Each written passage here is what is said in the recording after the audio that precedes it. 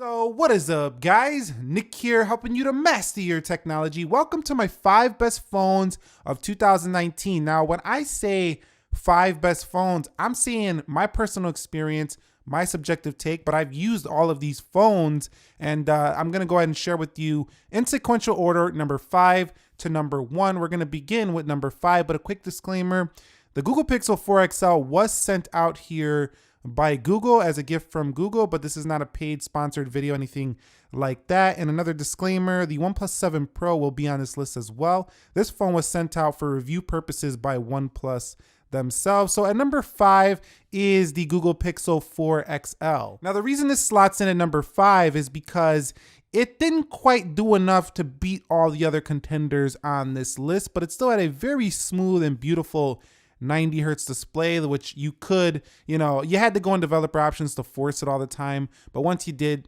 it's pretty smooth. I think Google released an update where you can like turn it down now where it'll stay on more often, but very smooth display.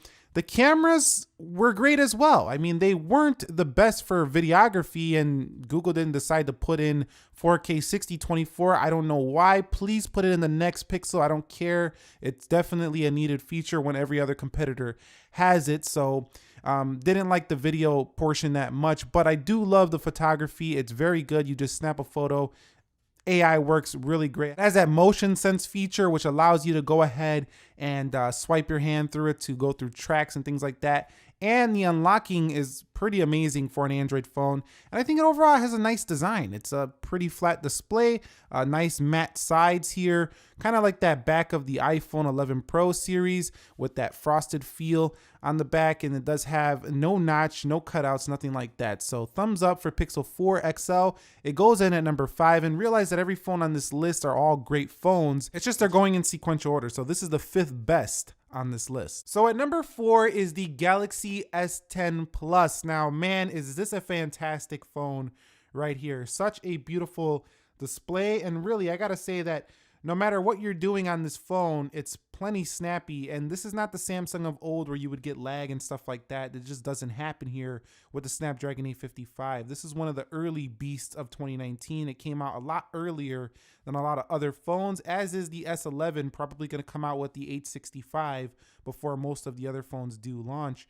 But I gotta say that really with the triple camera setup, it was one of the first of the year to do that in the mainstream, and it's a fantastic wide angle, very good video, very smooth feeling back here. It does have wireless charging. It's comfortable to hold. It's light and still large. I mean, this phone really is packing it all in the Galaxy S10 Plus. It does have a pill cutout, which was controversial to some people, but for me, it didn't really get in the way too much. And overall, I think a lot of people really do love the Galaxy S10 Plus, and seeing major discounts right now, you can see why this phone is still a hot commodity in the smartphone market. Now, I want to mention too that I didn't cover the Fold series phone because I pre-ordered it, and then you know what happened, and then I didn't really have a big interest for the second updated model, so I'm just going to wait till the next edition Fold. But the S10 Plus does slot in at number 4. And if you're wondering why it went number 4, that's just because I think these next 3 phones are a little bit of a better deal than the Galaxy S10 Plus. So at number 3 is the OnePlus 7 Pro, and what I'm going to talk about here counts for the 7T Pro McLaren. That phone as well counts in this edition. This is the original OnePlus 7 Pro that launched earlier this year with the Snapdragon 855.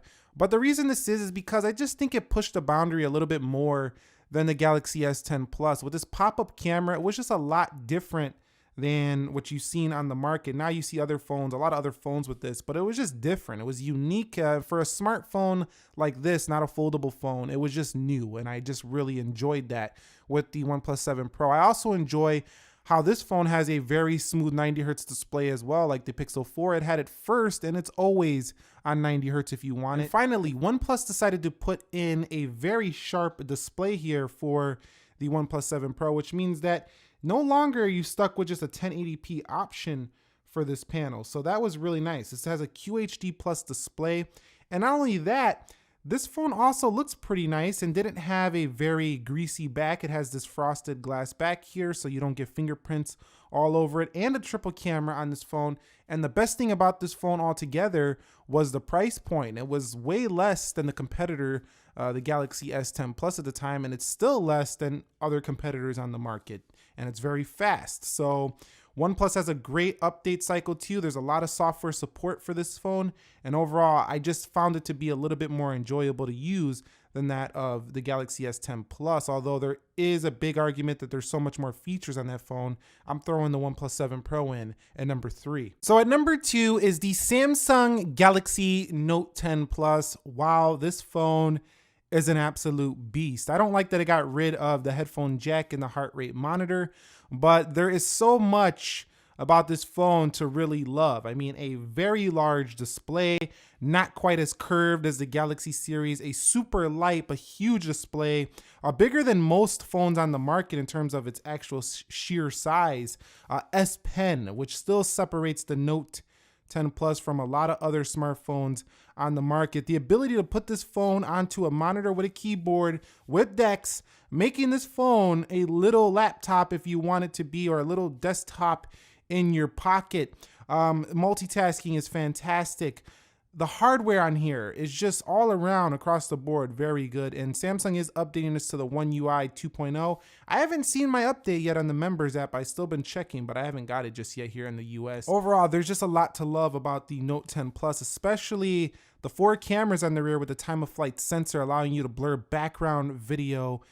Just, this is crazy, the amount of cameras you can get on this phone. And even the front camera was improved, and I gotta say, in terms of camera, much improved over the Note 9 of last year, especially the front one that could do 4K 30, and the rear cameras also they just have better results than that of last year's Galaxy Note 9. So I gotta say, I love this camera, but the Pro mode doesn't work in video, which I didn't love about the Galaxy Note 10 Plus. And one thing I could say it's a little bit of a downside of the Note 10 Plus is just that it's maybe too large for a lot of people, but they do have the smaller Note 10 for those people who thought it was too large. Wireless charging, reverse wireless charging. We can go on and on. The Note 10 Plus is packing the stuff. But there's one phone that did a little bit better for me than this phone, and we're going to discuss that one here. I'm sure you guessed it, the iPhone 11 Pro Max. And hold on before you start saying, oh, it's just because the ecosystem, it's just because you're an Apple fanboy. No, it actually has nothing to do with iOS.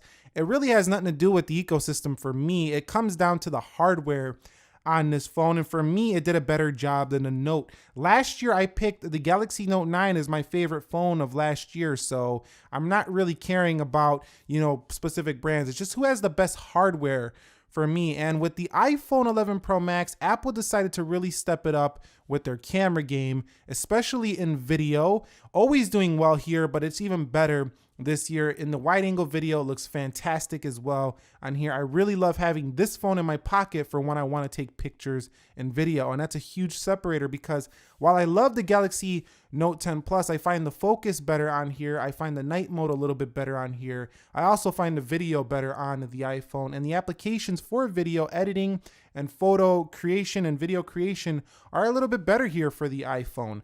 Also, another reason why I picked the 11 Pro Max is the battery life. Now, the battery life is fantastic on the Note series as well, but I found it to be better on the 11 Pro Max. This phone can easily get me through 2 days with light to moderate use and 1 day with heavy use very easily. It also charges very fast, which is a big difference from prior years. So finally, the iPhone, I think, is finally starting to stack up against the Android phones and even beating them in some areas.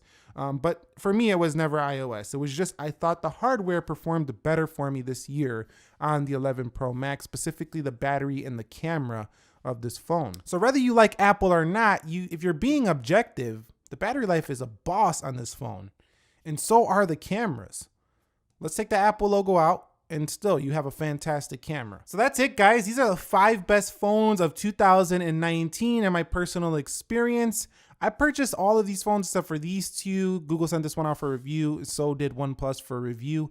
And this one, we did have a partnership there, but I would have still bought these phones anyway. These three I purchased on my own. And really, guys, I got to tell you that these I think are the best of the year. The iPhone having the best cameras and battery, for me, that made it a step above the other phones because those are things that really matter a lot and the type of use I do with a smartphone. The Galaxy Note 10 Plus just offering the total package once again. For some people, that would still be the S10 Plus because it has the headphone jack and the heart rate monitor. So, you know, these two are pretty close. The OnePlus 7 Pro, the best value of the year, hands down. And the Google Pixel 4 XL, as always, offering up very good software support, a pretty solid design, not the best on the market, but a very smooth display, a smooth, seamless, minimal experience with great photography chops. So video chops here for the iPhone though. These are the best of the year. And if you're wondering where is the Huawei devices, well, they didn't get the Play Store in many phones this year, but if I was to pick a Huawei device, the P30 Pro would be on this list. Anyway, guys, if you found this video helpful, entertaining, informing, do me a favor, click the like button for me. Subscribe if you haven't already and turn the bell notification on. But what I want to know from you guys is, what are your picks of the best phones of the year? They don't have to be these premium segment. If you think they're cheaper phones, like in the 500 and less category, or maybe just that $500 to $700 category, go ahead and let those know down below. There were some underrated phones this year. Just let us know your thoughts on smartphones this year. What were the best of the year in your experience? I would love to hear that and chat with you guys about that one. I will catch you all in the next episode. I thank you very much for watching. Be sure to be well and peace.